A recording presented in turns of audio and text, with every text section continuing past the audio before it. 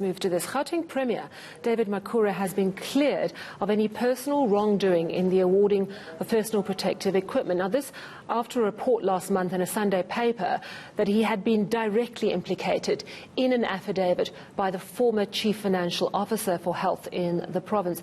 Kabelo Lehlwenya stated that the Premier and not the office of the Premier had been implicated in COVID tender corruption. I'm joined now by the Gauteng Premier spokesperson, Vuyo Maga. Good evening, Mr. Maga. Well, my word, what a difference a word or two can make. It is quite a complicated thing to understand. I wonder if you could just explain the error in the affidavit and how it actually made it seem that the Premier himself was directly implicated.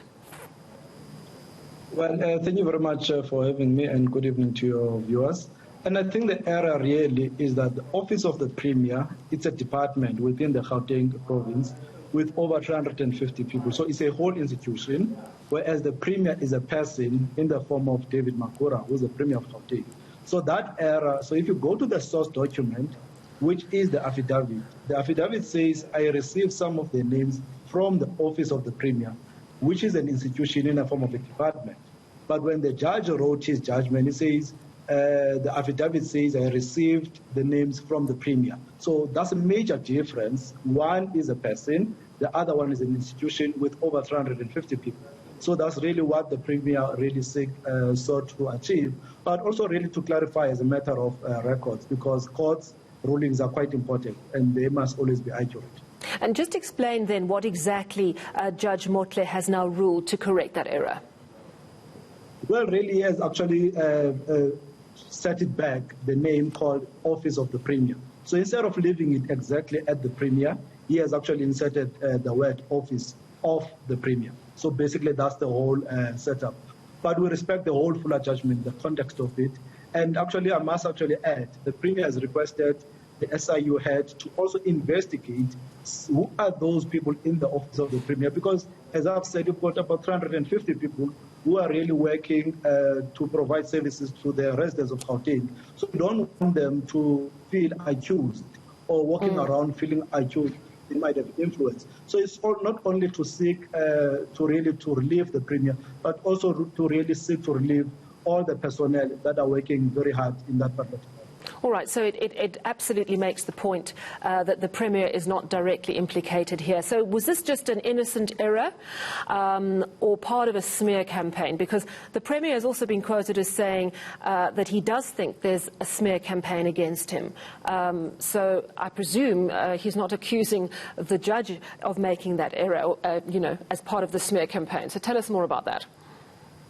No, there's no way the Premier would have accused the judge, and I think it was just an innocent error, of which the judge really corrected it. So we don't really, the judge is really not part of the broader body politic. So there's a whole broader politic that is basically happening, obviously, perpetuated by the opposition parties who have actually went to open the case without even reading the basic documents that were of public nature. So you could see there's no interest to justice, but really is to politics, which is very disruptive. In particular, when the country is facing, this pandemic. We appreciate that everyone focuses how best do we respond to these things, and we save lives, and we then start to create the jobs that are actually necessary. The work that has been done at Ford is a brilliant work that all of us must appreciate. I think what's important, though, to remember is that this corruption allegedly happened within the office of the Premier. So there could ultimately be some responsibility that he has to take. Even though it's an office of 350 people, he stands at the head of that office, and he might have to account ultimately for what could have happened right under his nose. So in that sense, you can't really blame the opposition parties for saying, and actually the broader public, for saying this cannot happen, and we are all allergic to the word corruption right now. And I think all of us, and I think South Africans are quite correct to be allergic to it, and we must deal with it. The accountability is that you don't get the information and then you keep quiet. Hence, the Premier was not only seeking to be relieved of him as a person, but to say there are also 350 people that must be relieved. Hence, we then wrote to the SIU to say, can you please go to the bottom of this? Who among these 350 people that you need to deal with that? On the basis of that particular process, then the Premier arrives at a correct determination to say what then must actually happen.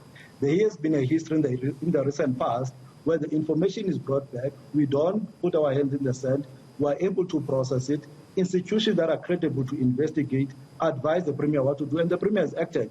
And he has always been open and consistent to the residents of Gauteng. So he has always taken an action. So for the people of Gauteng, when will we get to the bottom of this? When are we going to get the final answer on COVID corruption? Well, as soon as the SIU gives us the information, as you'll know, as and when the SIU felt that they have actually concluded the particular matter, they will inform the Premier, and the Premier will then act accordingly. You just need to go to the recent past in health.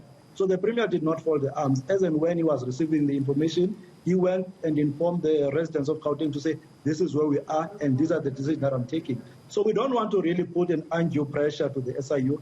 It's an independent body, a very credible body. So they will advise us that we are done with our process.